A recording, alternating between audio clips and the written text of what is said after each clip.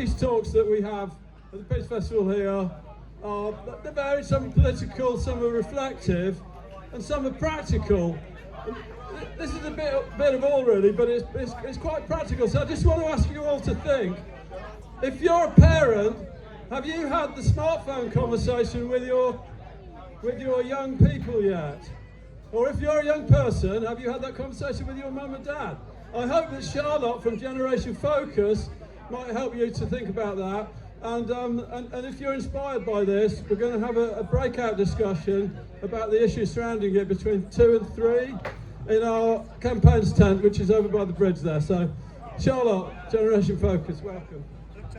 That's all right, wait. Okay. Thank you. Thank you, Dave. Hi, everyone. Thank you. Give me a wave if you ever find it difficult to put your smartphone down.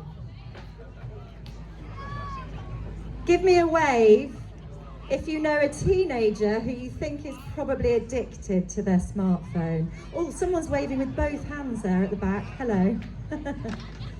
The average teen spends 4.5 hours a day on their smartphone. That's 35 hours a week. It's a part-time job. Even if what they're doing in that time isn't harming them, even if it's not compare and despair and seeing content that's not good for them, what are they not doing in that time?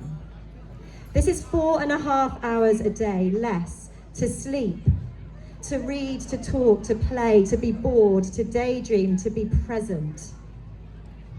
In every moment of that 4.5 hours, the owners of the platforms with which they are engaging are making money. Because the smartphone is a tiny portable door into the attention economy factory, and the tech companies want our children to walk right in. They don't want their own children there, of course. Mark Zuckerberg and his wife, they make sure that they reduce screen time as much as possible. Evan Spiegel, CEO of Snapchat, has a teenage stepson who's allowed 1.5 hours of screen time per week, and that includes the TV. They know best what this is doing to children. Earlier this year, hundreds of child protection specialists, teachers, police officers, doctors, educational psychologists, Senkos, wrote a letter to the Prime Minister warning that this is the biggest child protection crisis since child labour. We outlawed child labour to make children emotionally worthless economically worthless and emotionally priceless. That, they say, has changed. So let's ask one simple question. Who is benefiting here? Is it our children with their 4.5 hours a day on the smartphones, or is it the platforms that they're working for? Who's benefiting? Smartphones are addictive by design. They expose little eyes to content they shouldn't see. They distract our children while they're crossing the road, and we want them to be concentrating on the cars, not the content. Who's benefiting here? It's not the children. There's one thing we can do. There's many things we need to do. They'll take time, new laws, better regulation. There's no silver bullet here, but there's one transformational thing that actually there are two. I'll tell you one of them right now, and that's don't let your kid take their smartphone to bed with them. Number one thing. Number two thing, transformational thing we can do is to get smartphones out of schools now. Get smartphones out of schools and protect children from online harm, from the constant threat of non-consensual photography, and give them freedom from working in the attention economy while they are under the care of the school.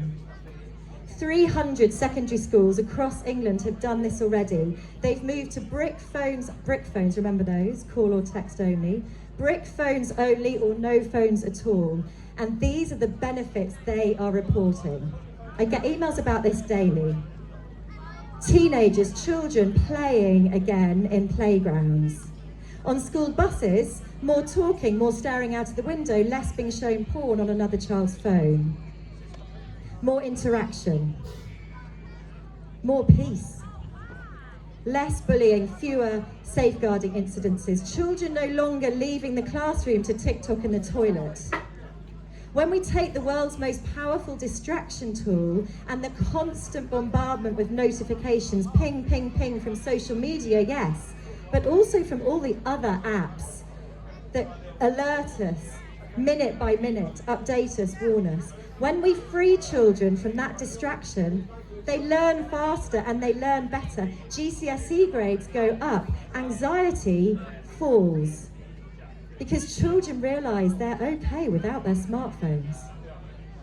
So please, one simple call to action. Email your head teacher and tell them this is what you support. School leaders shouldn't have to be dealing with this massive cultural problem by themselves. So let's give them our encouragement and backing. Because when schools say no, parents are empowered to say no too.